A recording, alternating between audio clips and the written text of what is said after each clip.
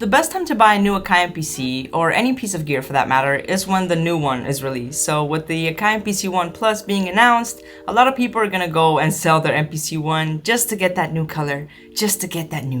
I would say you have about 2 solid weeks of like great deals, and then the price is gonna go up little by little, not like a crazy amount, but still, the first couple of days is always the best time to pick up an MPC. So the MPC 1, the last time we looked at it, was going for $450. Yes, that is a significant difference between the new one and the used one, especially seeing that the new one doesn't have that many differences except from some memory.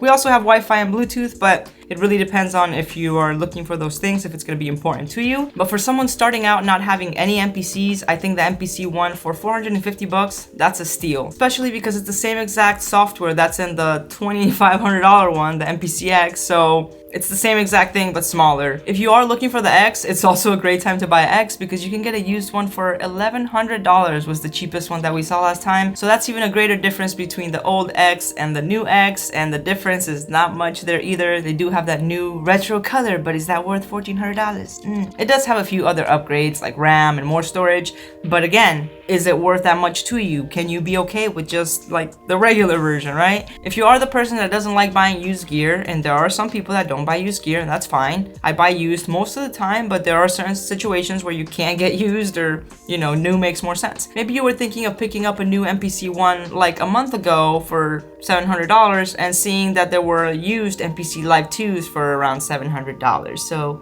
they're the same price-ish going used. So now the MPC 1 Plus is $699, but you could still get an MPC Live 2 for around $700. So which one is the smartest choice? It really depends what you're trying to do. I think the next thing we're gonna see from Akai is gonna be an update to the MPC Live 2. I'm really hoping it's not just like a Plus update.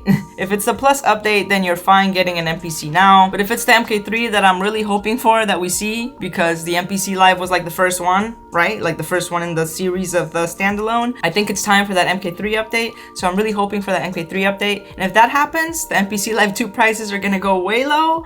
So, maybe wait if you're trying to get that portable. The thing that makes the Live special is the battery and the speaker. So if you want to sit down on your couch and jam, it's not really that portable, to be honest with you. Like, I think the MPC Live 2 is huge. That's why I really hope that they're really working on like a smaller, more compact, like couch jamming size. Because yes, you can like put it on your lap and jam with it, and it's awesome, but it's huge. Like, traveling with it is a pain in the butt. It's not like an SP full. So I'm gonna call it like semi-portable, not like the OP one, not like backpack portable, but still couch friendly. I think that should be a category of sins. So $700 for an MPC Live 2 or $450 for an MPC 1. It really depends. Again, do you want that portability? The MPC 1 has a better layout, but you don't get that battery. And I was really hoping that we were going to see a battery in the 1 Plus.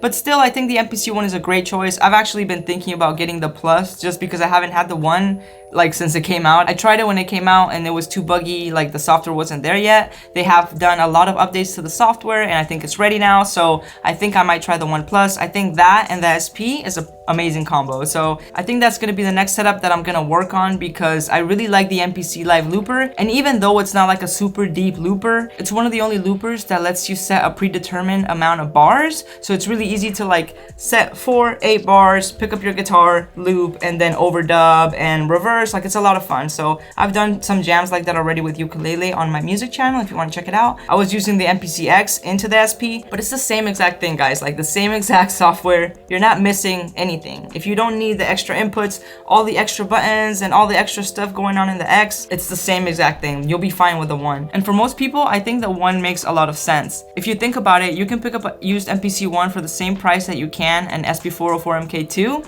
And that's like still a very tough comparison for me because I love my SP. Like, I'm not the person to ask which is better, this or the SP, because I'm always going to say SP. But I do say this about the MPC, like the sequencing on the MPC versus the SP, like miles away. You can control your whole like studio with just the MPC. Sound-wise, the SP. But the SP doesn't have a synth engine, like the SP doesn't have VSTs, so you are getting a lot with the MPC. Don't think that you're getting all those plugins for free though, like, it's gonna start adding up if you start adding plugins, like it's a computer that you're adding software to. The price starts to go up, so it's not really a fair comparison, but again, it depends what you're trying to do. So like people with the SP, like the way that I use my SP is as an effects processor, so I'll make make my beats like everywhere. You know, I've made them on Machine, on Modular, on Piano, on Ableton, and then I'll load them into the SP. I have made beats on the SP before where I'm like chopping samples on here, but it's too tedious. Like that's a lot easier to do on the MPC. So, you know, I think they're actually a perfect combo. I'm gonna make a video about these two together once I get them. It's not here yet, but it's gonna be soon. And I think it's an awesome workflow because you make your beats on the MPC and then you just run that audio into the SP. And you can even get fancy and like do some stuff with MIDI. I might make a video about that, but you can't go wrong with either. If you are trying to like start making beats and like you have no idea about anything, I don't think the SP would be for you because the SP is not like a beginner's tool. It's easy to record a sound and like, yes, like, oh wow, I made a sound, but it's like, okay, what do I do with it? If you don't already know about like music production and chopping samples and like trimming and doing this and that, like the SP is not gonna benefit you. If you've never messed with any music gear before and like you just wanna make sounds and make beats and like figure stuff out, I think the MPC one is really easy for that because it gives you like a better layout. Not only do you have that giant screen to like have a reference of like what you're looking at, switching through sounds, but again, you actually have all those sounds. The SP is like empty. You have to feed it. It's hungry. And it doesn't make any sounds on its own at all. So you always have to be feeding it audio. The Akai is a music computer, so it really depends what you're trying to do.